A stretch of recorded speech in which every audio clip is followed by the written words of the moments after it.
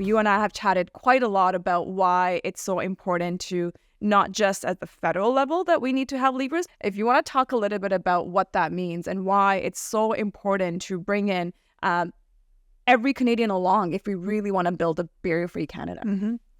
Well, I would say, there's two reasons for that, Minister. One is that before the Accessible Canada Act became law, there was a consultation with Canadians, and primarily Canadians with disabilities, about what they needed. And they said to government, I want a job. Let me work. Now, the disability benefit's important too, but part of financial security is that job. And for those who want to work and are able to work, we want to be able to get them into work. So employment became one of the pillars and one of the 7 action areas under the Act. And we are seeing progress, but not fast enough. And we are seeing the belief that people should be employed or employable, but not necessarily is that translating to people who are disabled getting jobs. So there's some work to do, and that actually is going to be the focus of my work over this next year, to really hone in on that. In some areas, the private sector's ahead. In some, they aren't.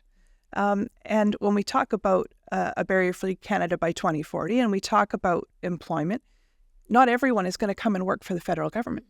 But the federal government did make a large commitment. We look beyond employment and we say, why does this matter to Canadians, and why is everybody a part of it? Accessibility is everyone's business. Not just from an employment perspective, but the federal government and the Accessible Canada Act applies to the federal government and federally regulated private sector. But Canadians don't wake up in the morning and say, I'm so excited that I get to interact with an accessible public service. All of those things are important and must be in place. But they want to go to the playground with their children.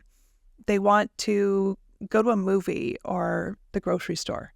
So if all of those other levels of government and the private sector aren't also focused on accessibility, we won't truly achieve a barrier-free Canada. Absolutely. And I think the report that you have is that it should be everyone's business, because if we really want to be inclusive, Canada actually wins. It's not just the right thing to do to include persons with disabilities. It actually makes Canada better.